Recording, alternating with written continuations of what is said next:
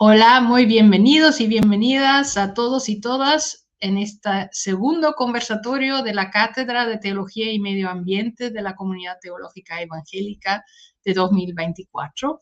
Ya la quinta temporada de conversatorios aquí en Facebook de la comunidad. Yo soy Ariana Fernando, soy coordinadora de Teología y Medio Ambiente de la Cátedra de Teología y Medio Ambiente en la misma Comunidad Teológica Evangélica.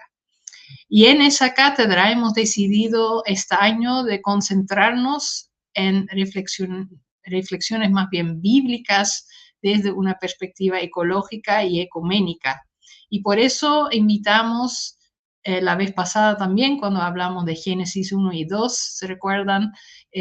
Invitamos a una persona de tradición evangélica y a una persona de tradición católica para poder hacer un diálogo desde diferentes enfoques y perspectivas en este sentido también. Esta tarde hablaremos sobre el Evangelio de Marcos y los actos y milagros de Jesús desde una perspectiva ecológica. Puede ayudar a tener una Biblia a mano durante esta hora. Y les recordamos que pueden poner sus preguntas en el chat de Facebook y que si tenemos tiempo vamos respondiendo a algunos durante al final de este conversatorio. Para esta tarde invitamos a dos teólogas muy especiales. Primero, saludamos y presentamos a Gabriela Miranda, que se está conectando desde Guatemala. Entonces, la tenemos de Centroamérica aquí presente. Gabriela Miranda García es mexicana, de origen situada ahora entonces, como dije, en Guatemala, teóloga feminista latinoamericana y educadora popular. Realizó sus estudios en México y en la Universidad Bíblica Latinoamericana en Costa Rica. Su quehacer teórico y de formación está enfocado en los aprendizajes disciplinarios que tenemos sobre el amor romántico, la sexualidad y el cuerpo y sus consecuencias. Dedica su tiempo también a la elaboración de artesanías y a escribir poesía. Muy bienvenida aquí, Gabriela. Y segundo, saludamos aquí a Juan Pablo Espinosa Arce.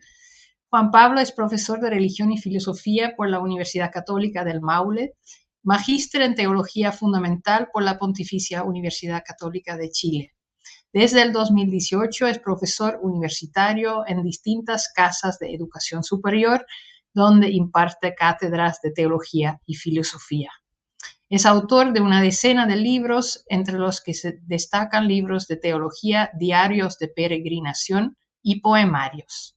Sus áreas de docencia e investigación son la teología fundamental, la antropología teológica y los vínculos entre teología, poesía y literatura. Muy bienvenido acá, Juan Pablo. Lo que me llamó la atención es que tenemos acá reunidos el amor por la literatura y la poesía que conecta a ustedes dos.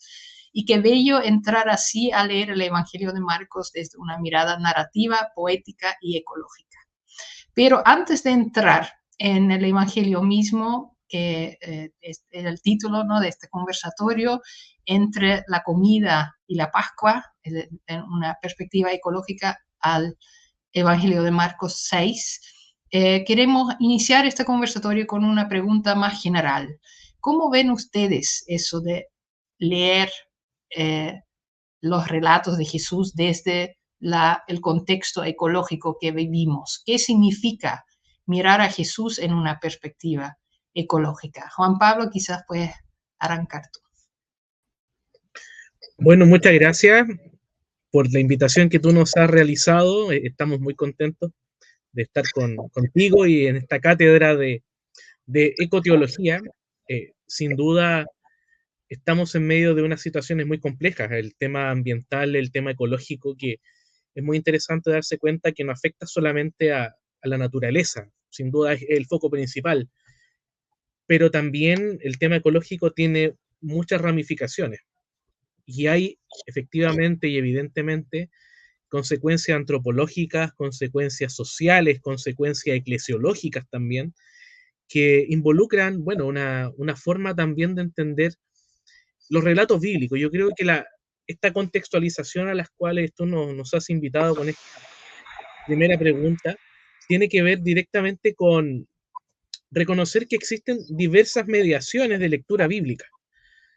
Yo creo que en ese punto, todo lo que ha sido la teología contextual y los aportes de la ecología, digamos como un constructo epistemológico, le van dando a la teología una fisonomía bien particular.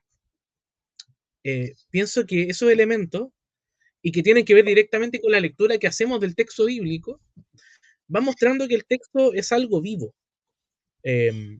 Hay una cuestión muy bonita en el texto mismo, no solo el texto de la escritura, sino que en el texto literario, el texto poético, que es que uno va completando como lector el texto. O sea, el texto en sí mismo y por sí mismo queda muerto sin un lector. Obviamente el autor hace su parte, pero también necesitamos un lector que pueda ir ayudando y entendiendo lo que va narrando tal o cual unidad literaria. Y sin duda, recuperar esa otra lectura, porque la ecología para mí es otra lectura, es otra visión de la realidad, es otro sentido de la realidad, nos va aportando diversos elementos. O sea, ¿qué significa, por ejemplo, pensar a un Jesús ecológico? A un Jesús vinculado directamente con el eco, o sea, no solo natural, sino que también social, lo ecosocial, lo ecológico propiamente tal. Yo creo que esa sería como una primera provocación, entender que efectivamente lo ecológico, primero, es una forma de leer el texto, segundo, es una forma de estar en el mundo, vivimos en un sistema, y ese elemento es el que nos hemos olvidado. O sea, digamos, la crisis ecológica es justamente signo del olvido de que participamos de un sistema con otras criaturas, con otras formas de vida. Ese sería el segundo punto. Y en tercer lugar, yo creo que tiene que ver con una profundización en los desafíos que la misma teología tiene que ir asumiendo al compás de los actuales desafíos que, en este caso, lo ecológico y toda la defensa del medio ambiente nos propone. Yo creo que esas tres entradas podrían ser como la primera aproximación a un tema que es muy amplio, pero que sin duda es profundamente apasionante. Muchas gracias, Juan Pablo. Qué bonito, ¿no? De decir que la ecología, primero que ya es más amplio que solo la naturaleza, ¿no? El oikos, el sistema que también vincula con lo socioambiental, como tú indicas, y que es como una lectura con otros lentes. Gabriela, tal vez también quieres hacer tu aproximación a eso de cómo leer a Jesús ecológico. Yo creo que agregaría poco, ¿verdad? Juan Pablo decía que era un problema que se ha vuelto un problema antropológico, ¿verdad? Y no solo de la naturaleza en sí, pero también es un problema que ha sido creado antropológicamente, ¿verdad? O sea, se ha generado a partir del uso y abuso humano de la naturaleza, ¿verdad? Y esto tiene que ver con un entendimiento. Me gusta la idea de Jesús porque esto que ha causado el deterioro ecológico tiene que ver con una idea de superioridad, ¿verdad? De entender que el ser humano, y sobre todo ciertos seres humanos, pueden acceder de manera indistinta y de manera abusiva sobre estos recursos. Y a mí me gusta la mirada de Jesús sobre esto porque es una mirada pastoral, digamos, de conexión con la tierra, ¿verdad? Es una mirada, además, pues muy es una mirada rural porque el lugar el lugar de origen de Jesús es un origen rural, ¿verdad? Entonces, hace que esta conexión con la tierra sea de una manera diferenciada. Sería difícil decir que Jesús es un hombre ecológico porque yo creo que esto es inherente en aquel momento histórico, ¿verdad?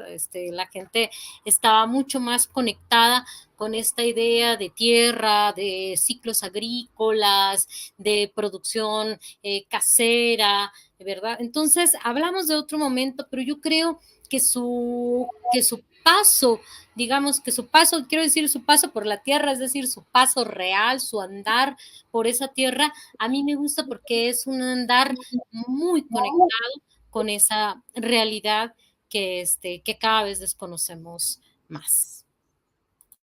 Muchísimas gracias, Gabriela. Muy interesante también de ya traer esa mirada de la diferencia del contexto de Jesús mismo a un contexto rural, agrícola, muy diferente a la desconexión que se ha hecho, ¿no?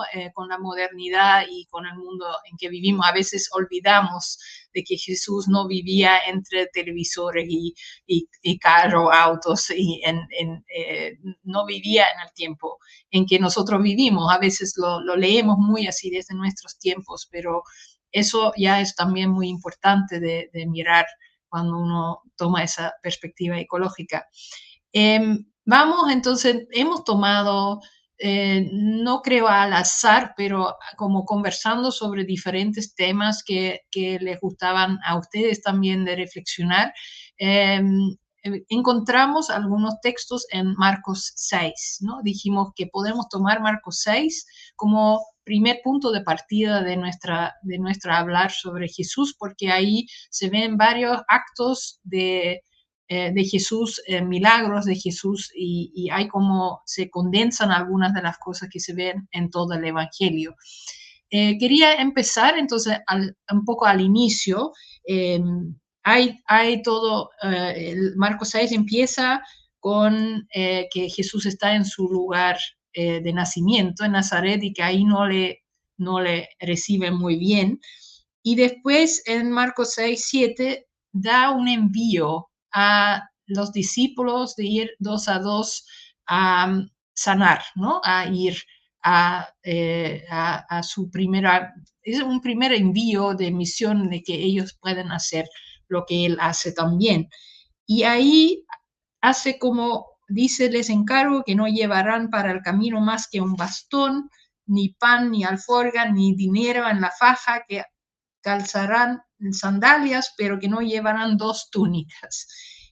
Bueno, ahí esa frase y tal vez el alrededor quería preguntar a Juan Pablo nuevamente, ¿cómo lo puedes leer ya ecológicamente o qué surge ahí?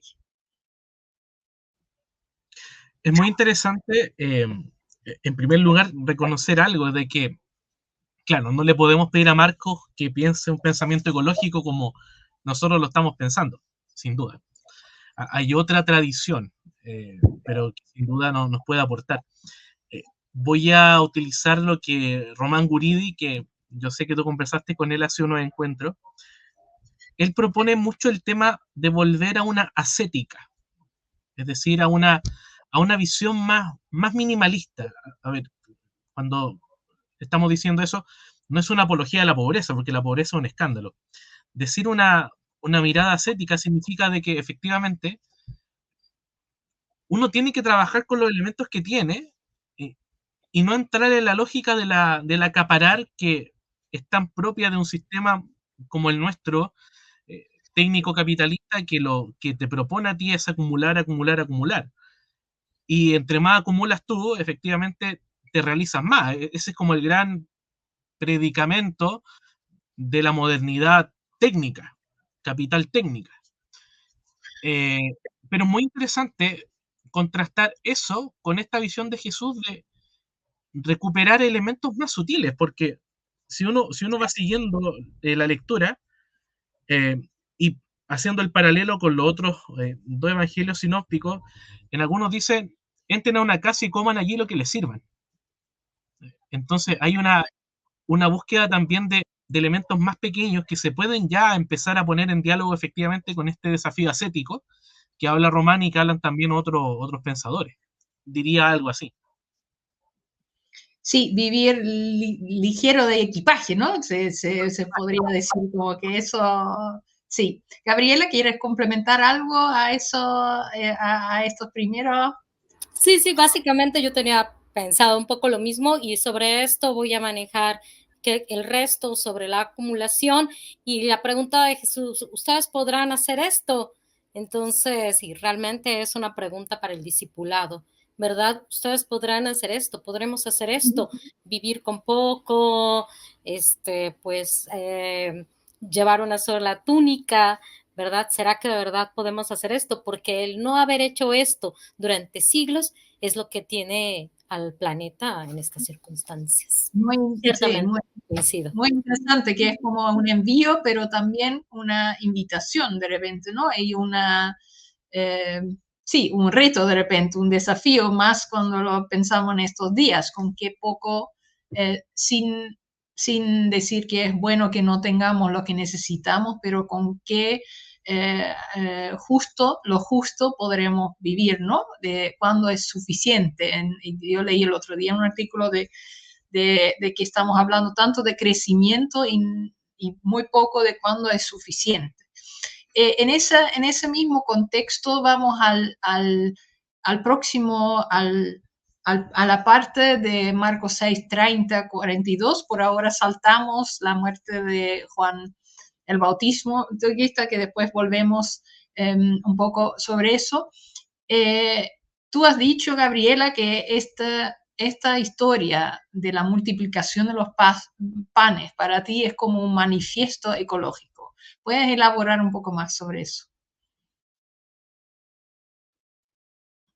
Estás con el micrófono todavía apagado. Ya, ahora sí. Sí, siempre que entendamos que la ecología, digamos, es hablar de un bien común, ¿verdad? De una forma común de habitar. Ya sabemos que la palabra ecología viene de la palabra oikos, que a veces traducimos simplemente como casa, ¿verdad? Pero que en realidad, pues es una forma de organización social, parental, laboral, productiva, mediterránea de la época del Nuevo Testamento.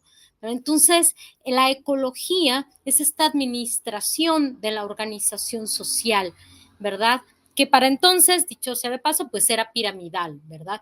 Pero digamos, en sociedades como las que vivimos, sociedades un poco más democráticas, entonces podemos decir que esta habitación del mundo es una habitación común, es una habitación común del planeta, ¿verdad? En la mayor extensión, ¿verdad? Es un planeta compartido con animales, con musgo, con abejas, con ríos, con arrecifes, con manglares, digamos, y esta habitación común, realmente no se ha logrado como verlo en esa misma forma de un bien común, ¿verdad? Está sumamente, por decirlo menos, desbalanceado, ¿verdad? Hay una ocupación, una habitación desigual del planeta, una distribución desigual de cosas básicas como el agua, como la tierra, como la comida, ¿verdad? Y por lo tanto es violenta y además es injusta, ¿verdad? Las empresas capitalistas, como sabemos, se basan en lo que ya Juan Pablo decía, en la acumulación, ¿verdad? Estamos en un sistema enteramente de acumulación, donde se acumula tierra, trabajo, materiales, ¿verdad? El ejemplo de Marcos 6, digamos, apela a dos cosas, ¿verdad? La alimentación de los 5,000 apela a estas dos cosas, a la redistribución, ¿verdad? Y a la no acumulación, ¿verdad? Es decir, la gente tiene lo que tiene, hay lecturas de que se han hecho sobre este pasaje, ¿verdad? En donde en realidad lo que se hace en esa multiplicación, ¿verdad? Más que una multiplicación, es una redistribución. Y parte de la posibilidad ecológica que aún tenemos es justamente esta, evitar la acumulación y transformarla en redistribución, en una redistribución pues equitativa, ¿verdad? En lugar de guardar, compartimos, en lugar de guardar el pan hasta que se pudra, lo saco y lo comparto y lo pongo como un bien común. Es que la idea del bien común del Evangelio es uno de los principios que sí podríamos ocupar para para evitar esta catástrofe ecológica que tenemos, ¿verdad? En lugar del hambre, saciamos en lugar de almacenar, ¿verdad? Y es interesante porque esto que deseas de saciar, a mí me parece una práctica espiritual importantísima, ¿verdad? La satisfacción. O sea, lograr entender la satisfacción en el cuerpo, ¿verdad? Lograr entender que estoy satisfecho con esta comida, no voy a comer más. Este es mi punto de satisfacción. De verdad que lograr los puntos de satisfacción, no solo de la comida, sino, por ejemplo, en mi caso de comprar libros o de comprar ropa o de comprar carros. Es decir, una tiene que llegar a un estado de satisfacción, a reconocer la satisfacción. Y para mí esa satisfacción solo se puede reconocer en el cuerpo, porque la satisfacción en la mente puede tener una cuestión insatisfecha de locos, ¿verdad? Pero encontrar la satisfacción en el cuerpo me parece que empezaría a ayudarnos a comprender de otra manera este planeta. Yo creo que en la pandemia tuvimos esa oportunidad y la dejamos ir, ¿verdad? De lograr comprendernos desde otra mirada.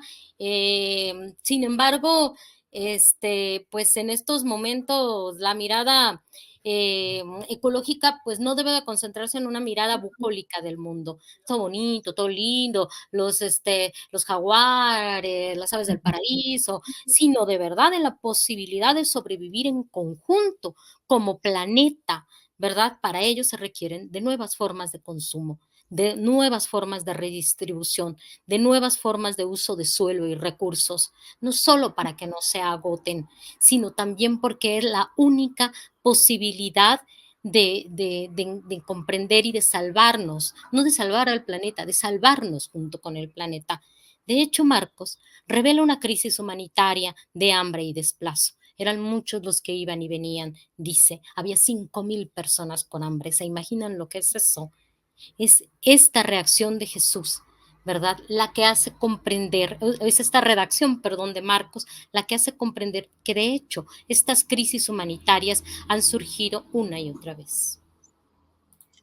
Muy, muy interesante yo creo que ese punto primero el punto social del hambre, de la escasez, de las necesidades que vive mucha gente, por un lado, la necesidad de redistribución y la importancia más personal de encontrar el punto de hasta todos quedaron satisfechos, ¿no? Y no más que eso, no así. Entonces, bueno, creo que es una lectura muy interesante de esta historia de la multiplicación de las panes, que son 2 historias en el Evangelio, ¿no? No sé, Juan Pablo, si quieres añadir algo sobre esa historia o si vamos de inmediato al próximo. Sí, algo muy... Personalmente siempre me ha llamado mucho la atención de este pasaje, es que Jesús satisface 2 necesidades básicas del ser humano, el conocimiento y el hambre. Ahí hay una pastoral de Jesús muy activa, digamos. Y por algo en otros relatos quieren hacerlo rey, porque efectivamente le satisface las necesidades básicas. Podríamos incluso llevarlo a la pirámide de Maslow, y Jesús cumple muy bien la pirámide de Maslow, porque desde lo más básico hasta lo más complejo él lo va satisfaciendo. Entonces ahí hay una cosa interesante. Y otro elemento que a mí personalmente me llama la atención de este texto tiene que ver con esta vuelta de tuerca, decimos en Chile, con esta vuelta como de paradigma, porque a Jesús le dicen, bueno, despídelos porque ellos tienen que autovalerse por sí mismos, digamos. Pero Jesús les dice, no, ustedes tienen que darles de comer. Entonces, hay una lectura eclesiológica, yo alguna vez propuse algo así como una ecoeclesiología o una ecología eclesial, de cuánto la iglesia está haciendo para transformarse en un agente nutritivo. Quiero desarrollar brevemente esa idea. Hay varias reflexiones que hablan hoy día de una pedagogía, por ejemplo, nutritiva. Es decir, la capacidad que tienen los profesores de ofrecer elementos de alimentación, digamos, teórica, pero también de acompañamiento. Uno cuando nutre, no solamente entrega una cuestión fisiológica, sino que hay también una dimensión simbólica en el nutrir, que ya la había visto Emanuel Ecocha en ese libro tan interesante de la metamorfosis. Yo creo que Jesús lo que inaugura en este texto también es una iglesia nutritiva o una dinámica eclesio-nutritiva.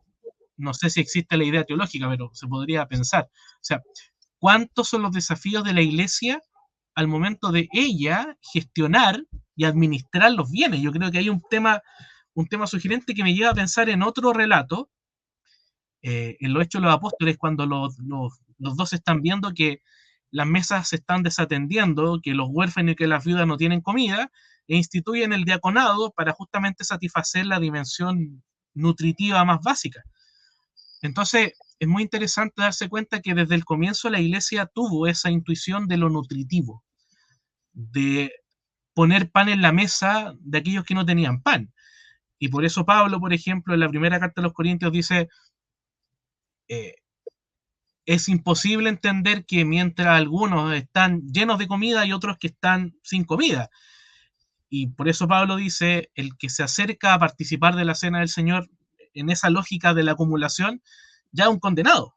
O sea, si la nutrición de la iglesia supone también un equilibrio de elementos, de fuerza, yo creo que una posible pista de lectura, por lo menos para esta porción del texto, es pensar una eclesiología nutritiva, o sea, cuánto la iglesia está realizando efectivamente para administrar los bienes, para poner pan en la mesa, para acompañar, porque es muy interesante la palabra acompañamiento. Acompañamiento significa partir el pan con otro. Esa es la etimología del acompañar. O sea, Jesús acompaña partiendo el pan y permanece con nosotros en el pan partido. Entonces ahí podríamos seguir jugando con las palabras, pero para no agotar, digamos, el resto de la conversación, creo que por ahí podría haber otra huella de una iglesia nutritiva o de una iglesia que debería ser nutritiva y que muchas veces sabemos que lo que menos tiene es de nutrición, más bien de desnutrición. Muy, muy interesante eso de acompañar y el pan, que el pan nos acompaña en todo el Evangelio, lo vamos a retomar tal vez también un poco más adelante, en esa idea de una iglesia nutritiva que redistribuye, que es parte de acompañar a la gente en lo pastoral, pero también en esas situaciones de injusticias, de hambre y la denuncia que tú sacas de Pablo de la acumulación nuevamente, ¿no? Como que eso es muy interesante de verlo en esos tiempos de crisis ecológica. Damos bienvenido a la gata de Gabriela, también presente acá. Queríamos ahora ir a otra historia que es interesante porque tiene todos los elementos de la naturaleza en Marcos 6:45, ¿no? Cuando después de esa gran fiesta de los panes y los pescados, embarcan los discípulos y van a la otra orilla. Y Jesús sube al monte al orar.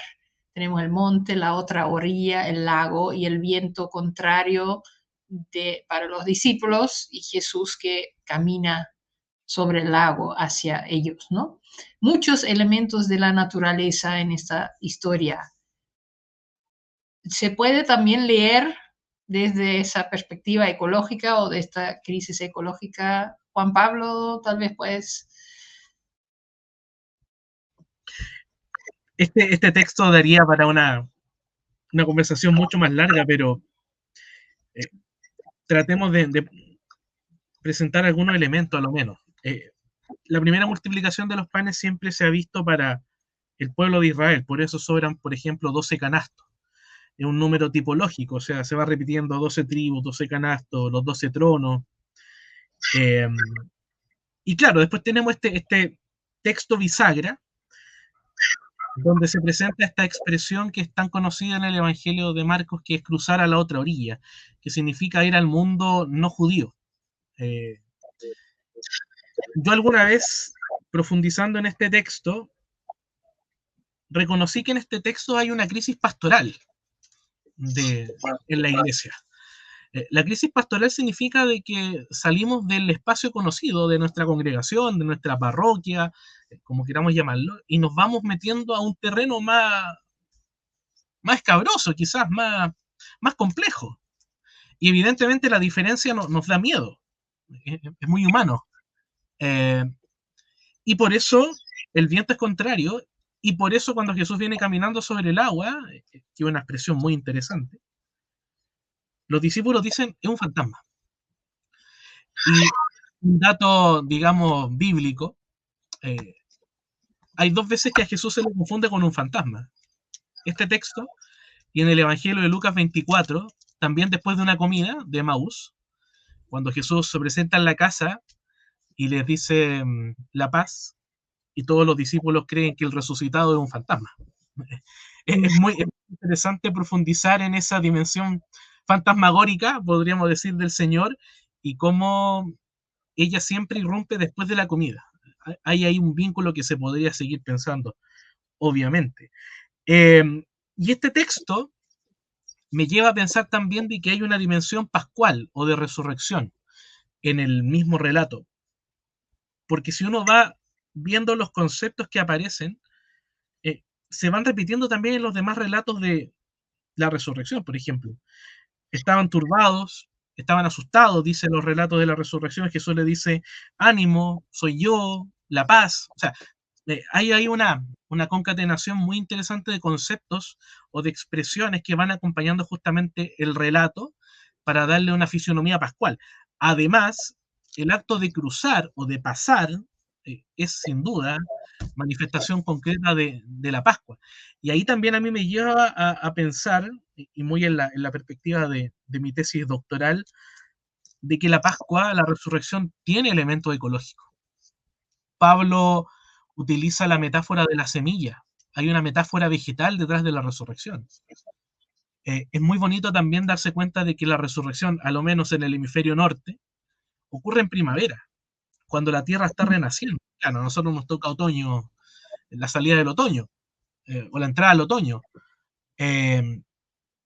Entonces, sin duda, los relatos de la Pascua, los cruces del lago, el ir para allá, el volver a la tierra de Israel, tienen una dimensión ecológica que se va mostrando tanto en los elementos naturales como en esta otra simbólica que podríamos colocar el texto en paralelo y vemos unos cruces muy interesantes. Muchas gracias por ya tomar muchos elementos, ¿no? que abarcan todo el Evangelio. Gabriela, viento, mar, el miedo, yo creo que a veces también con la crisis ecológica lo estamos viviendo, ¿no? Los huracanes en Centroamérica, la incertidumbre de la naturaleza misma también, aparte de una interpretación así de salir del zona de confort. ¿Qué te surge a ti con ese texto? No, a mí de esta partecita del texto, lo que me llama la atención es básicamente la parte del versículo 52, es decir, pues aún no habían entendido lo de los panes. Y eso me parece interesantísimo, ¿verdad? Porque Jesús ya había hecho varios otros milagros impresionantes. Entonces, ¿por qué parecía lo de los panes una cosa distinta, verdad?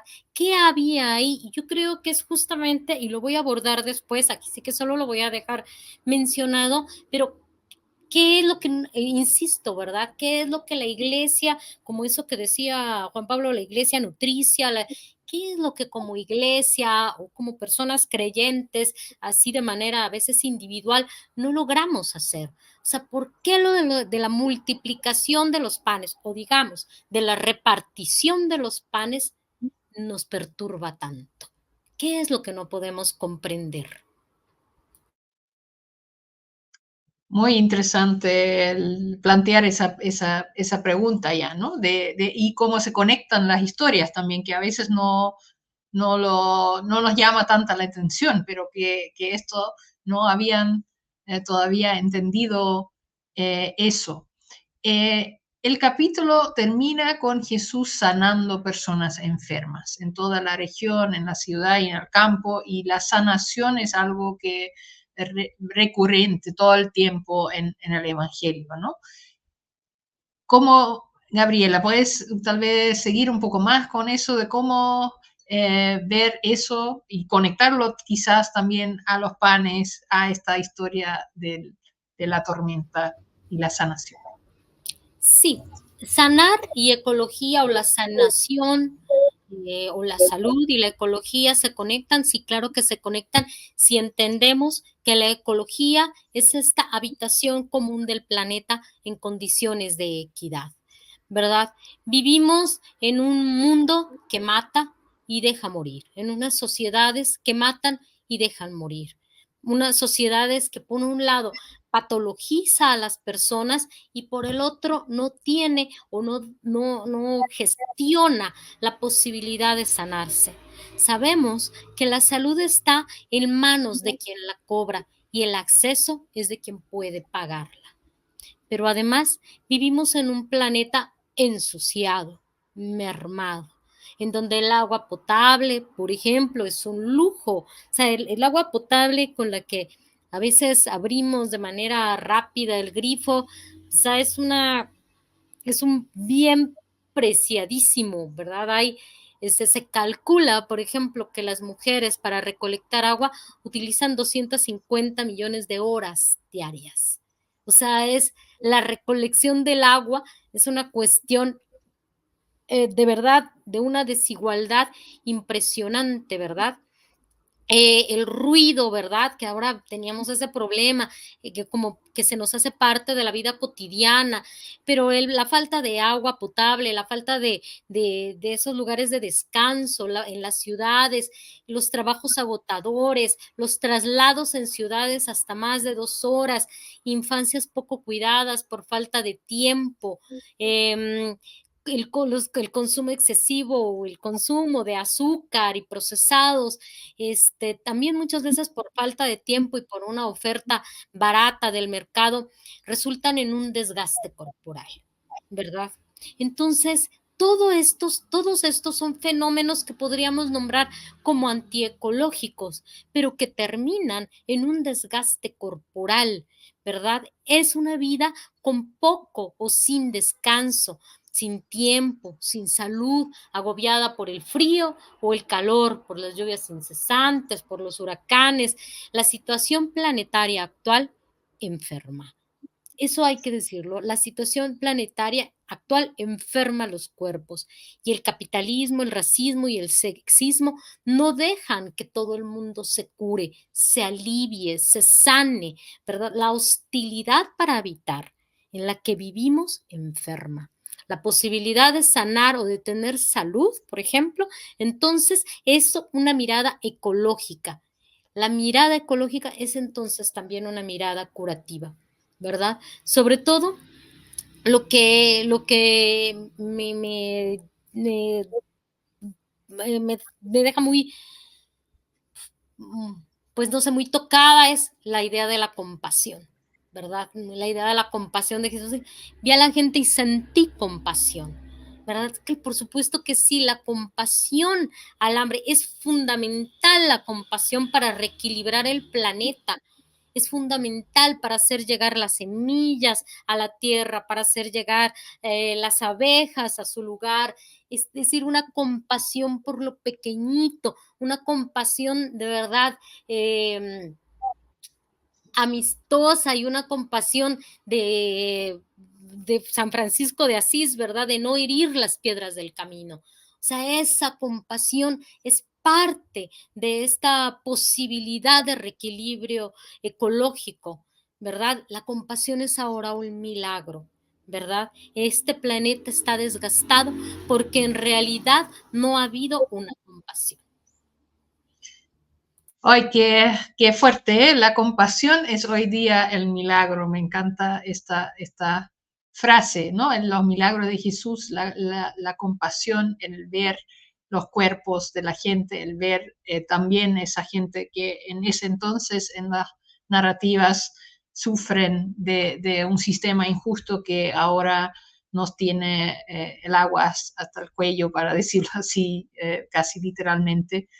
Un sistema de muerte, dices tú. En Marcos, ya antes, al inicio, se habla de la muerte cruel de Juan el Bautista, ¿no? Que es asesinado por Herodes, por petición de su hija. Y ahí también Herodes ya ha escuchado de los milagros de Jesús y que tienen que ver tal vez con la resurrección de Juan Bautista, que es interesante porque eso hace que la resurrección no es solo la resurrección de Jesús, ¿no? En las historias hay otra, se habla de resurrección, de ese sistema de muerte de repente. Juan Pablo, tú dijiste que en tu tesis, que se va a defender el 9 de julio, entonces te deseamos mucha suerte en eso, pero en tu tesis doctoral has hablado más, has trabajado más eso de la resurrección y desde una perspectiva más amplia, más ecológica. Quizás puedes ahondar un poquito más en eso. Sí, está por ahí en el capítulo 4 de la tesis. Desde ya, muchas gracias por los buenos deseos. Cuando me propuse yo realizar la investigación doctoral, quise, bueno, y ese fue el propósito de la investigación, tratar de reconocer cuáles eran las consecuencias antropológicas humanas de que Jesús hubiera resucitado. Porque yo sentía que para muchos la resurrección es casi una vez al año en Pascua, según el movimiento litúrgico,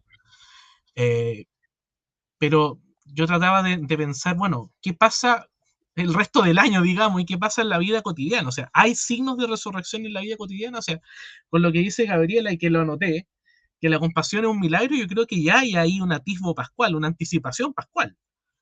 De hecho, a propósito del tema de la anticipación, pienso en Pannenberg, cuando Pannenberg dice que efectivamente el signo de que hay una esperanza escatológica es que hay anticipación hoy día. Entonces yo creo que ahí aparece un desafío. ¿Cómo ponernos unos lentes ecológicos, ecosistémicos, marcados por la Pascua, que nos permite reconocer cómo hay algo así como una micro revolución en el aspecto natural? A mí me impresiona cómo muchos ríos, después de las grandes lluvias que tuvimos la semana pasada, volvieron a tener agua. Ya, eso ya es un milagro. La naturaleza se regenera. Yo siempre digo lo mismo. La naturaleza sin nosotros puede vivir perfectamente. De hecho, en la pandemia los niveles de contaminación bajaron, porque estábamos todos en las casas. El tema es que nosotros no podemos vivir sin la naturaleza. Ahí hay un punto que incluso nos remonta mucho más atrás, al principio de todo, porque lo que hace primero el creador es establecer un espacio para luego colocar al ser humano. No es el ser humano y luego el espacio, no. Necesitamos un espacio habitable justamente para poder vivir.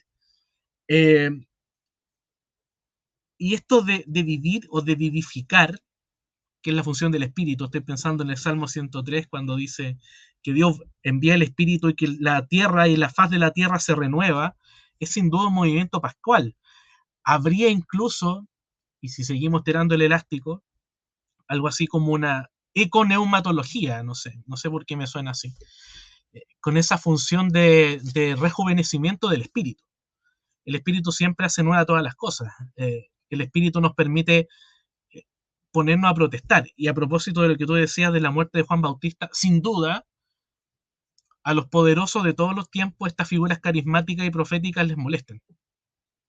Por eso muere Juan Bautista, por eso muere Cristo, por eso matan a Romero, por eso matan a Martin Luther King, por eso matan a los jesuitas del Salvador, por eso matan a las mujeres y a los hombres que están defendiendo los procesos naturales y defendiendo el ecosistema. Son piedra en el zapato los profetas y las profetas para los poderosos de cada época. Porque como decía Gabriela, se ponen justamente del lado de los que nadie los defiende. Pero ahí también me gusta reconocer que el espíritu suscita siempre algún carismático o carismática que reconoce eso. O sea, Francisco de Asís fue un elemento fundamental cuando la iglesia se estaba cayendo a pedazos. Y por eso Cristo le dice a Francisco, bueno, reconstruye mi iglesia. Que no era simplemente ponerle piedra a un edificio medio destruido, sino que era reconstruir las relaciones entre nosotros, entre la iglesia y la cultura. Yo creo que ahí hay una una vuelta interesante que tenemos que profundizar, pero sin duda me quedo con esto de Gabriela, de que la compasión es el milagro hoy día.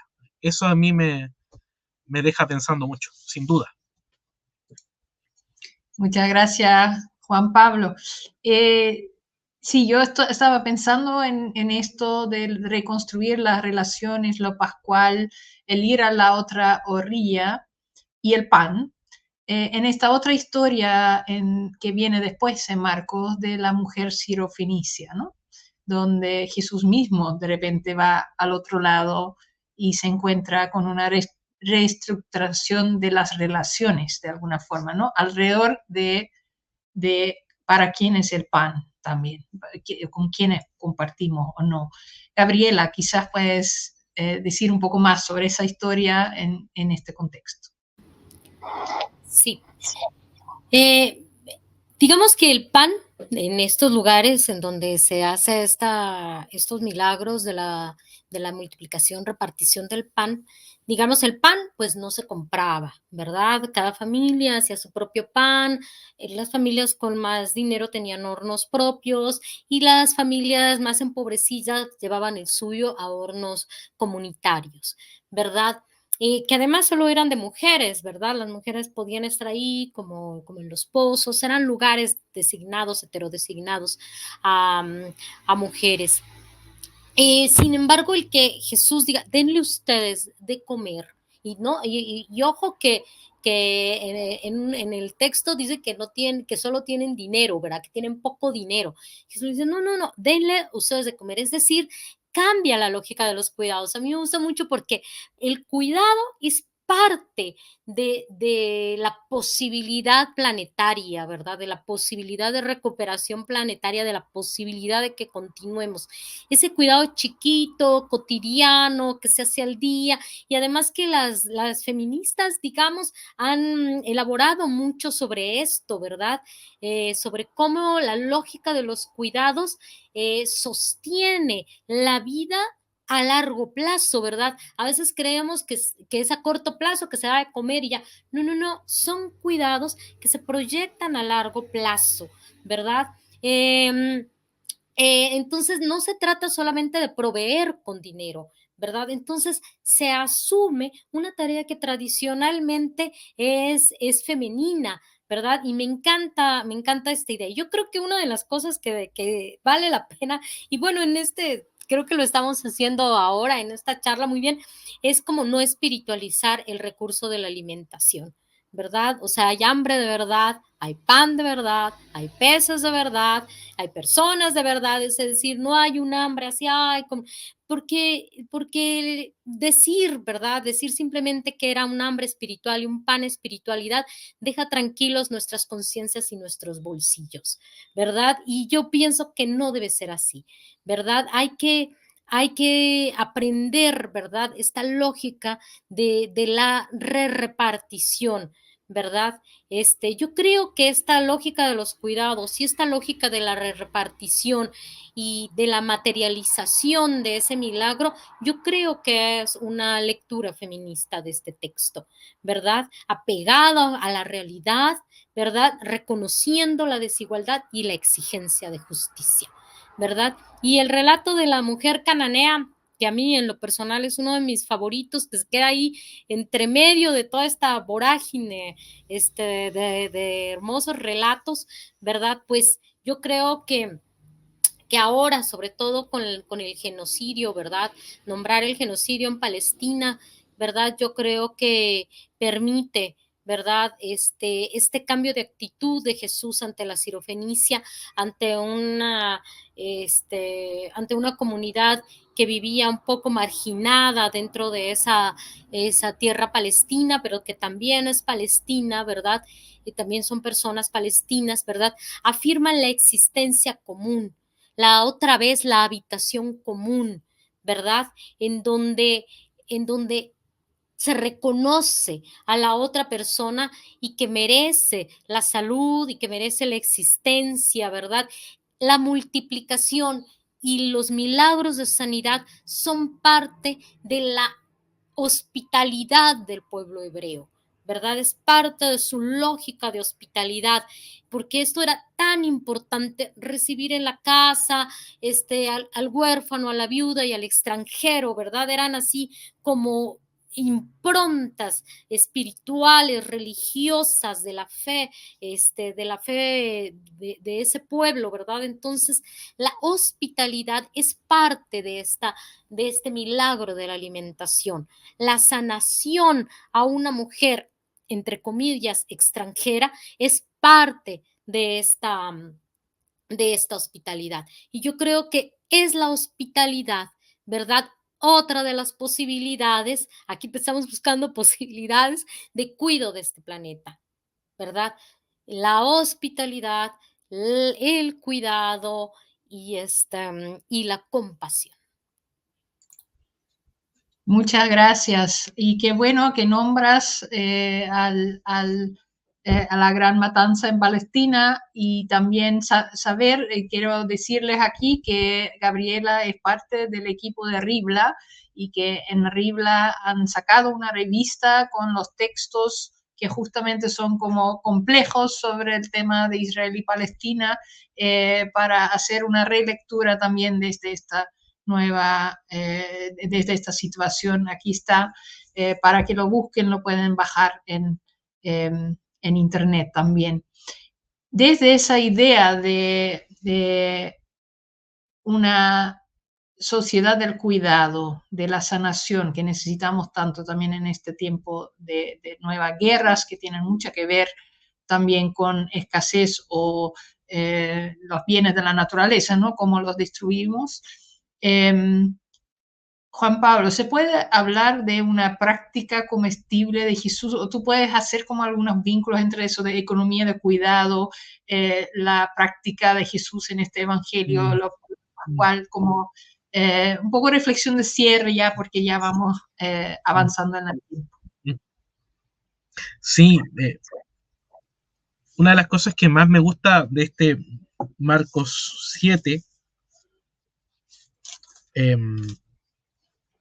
es que Jesús aparece convertido por una mujer, la que propone, la que activa el cambio de mirada de Jesús es una mujer, y una mujer extranjera. De hecho, el texto lo dice, era pagana, sirofenicia de nacimiento, o sea, le da como muchas características el relato. Y eso me lleva a pensar una cosa, de que Jesús como Salvador, como instaurador de relaciones de cordialidad, de hospitalidad, eso también es ser salvado, yo creo, es también salvado Él. Y ahí aparece la resurrección. Jesús es el Salvador salvado. Yo creo que una de las cosas más potentes de la Pascua es que Dios tuvo compasión de un muerto. Volvemos con el tema de la compasión. Pienso en Mercedes Navarro, gran teóloga feminista española, que dice que Dios Padre reclama el cuerpo de Jesús. Ahí hay algo. Hay una clave corporal a propósito de lo comestible, por eso lo conecto, porque lo que hacemos los cristianos es justamente incorporar el cuerpo de otro a nuestro propio cuerpo. Es la comida comunitaria. Nuevamente, la práctica de hospitalidad, porque lo que hacemos cuando brindamos hospitalidad es dar de comer a los que vienen a nuestra casa. Nuevamente, la iglesia nutritiva. Y damos pan real, no solamente pan espiritual, que es muy interesante lo que dice Gabriela, porque el pan espiritual solamente adormece conciencia y aliviana el bolsillo, pero claro, aquí hay que justamente dar también pan material. Vimos las ollas comunes durante la pandemia a cargo de mujeres en las comunidades cristianas, entonces esas son prácticas concretas, o sea, los comedores parroquiales están siempre abiertos, y son mujeres las que están llevando justamente esos procesos, entonces hay ahí una prolongación, podríamos decir, de la mujer sirio-fenicia que pide pan y que da también de lo propio. Yo creo que hay una clave de lectura a propósito de esta dimensión comestible, que sin duda es fundamental en Jesús, que es el pan. Comemos al Cristo pan, y también estamos llamados a dar de ese pan que hemos incorporado a nuestra propia vida.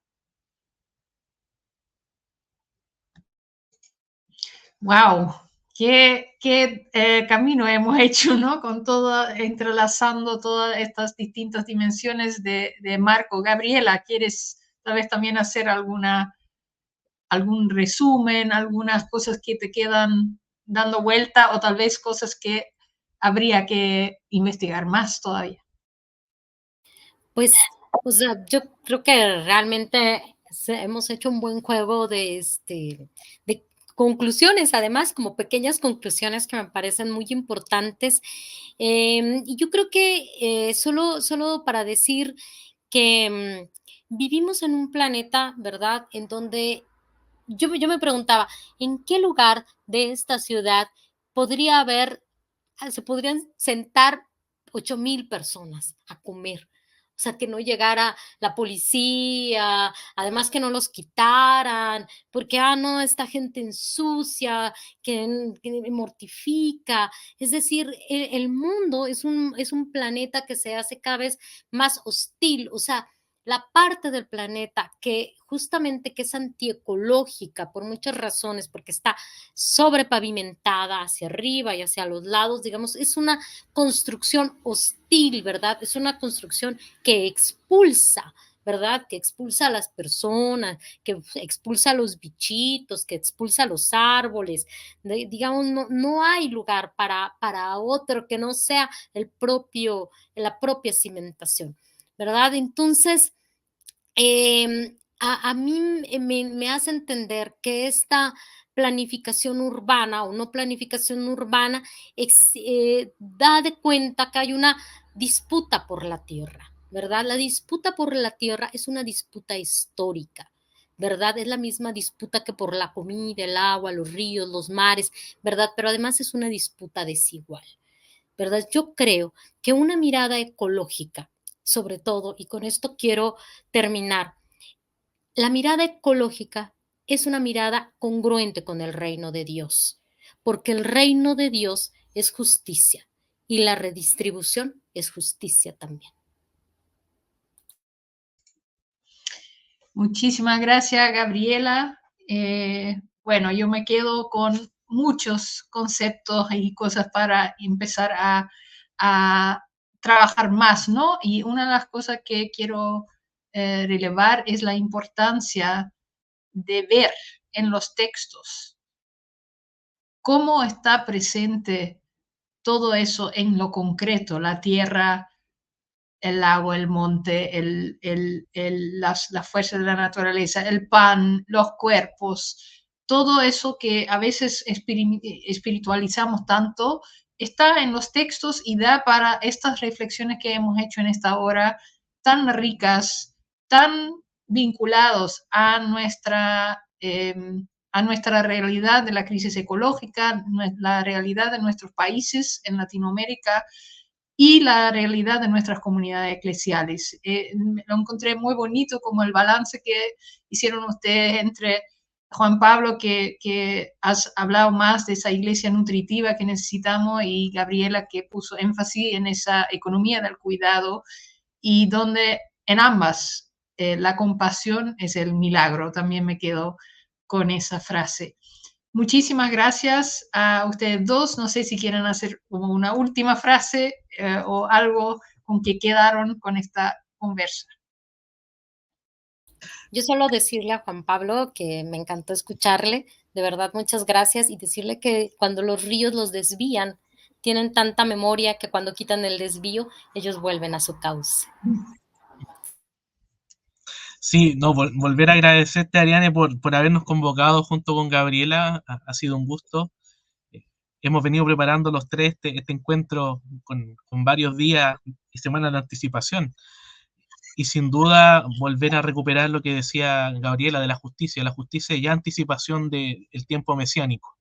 La misericordia del Mesías se hace parte y también nos invita a redistribuir, a cuidarnos. Yo creo que es una práctica fundamental hoy día, que la iglesia se siga cuidando a sí misma, que cuide a otros también, que acompañe. Yo creo que ahí es una práctica sin duda que nos va desafiando. Muchas gracias. Bueno, ahí eso nos lleva al tema de la visión de la escatología, y les cuento ya que el 5 de septiembre vamos a tener una conversatoria sobre eso, sobre el libro de Apocalipsis y sobre las cartas de Pablo en perspectiva ecológica. Entonces, nuevamente ahí van a estar muy invitados, invitadas. Les vamos a poner el afiche. Todavía estamos confirmando una de las invitadas, entonces no les digo todavía quiénes van a ser, pero ahí les vamos a informar. Muchísimas gracias, Gabriela y Juan Pablo, por su tiempo, por sus reflexiones. Ha sido muy nutritivo. Ese conversatorio para mí también una inspiración, y espero que para todos que escucharon también esta tarde. Que estén muy bien. Muchas gracias.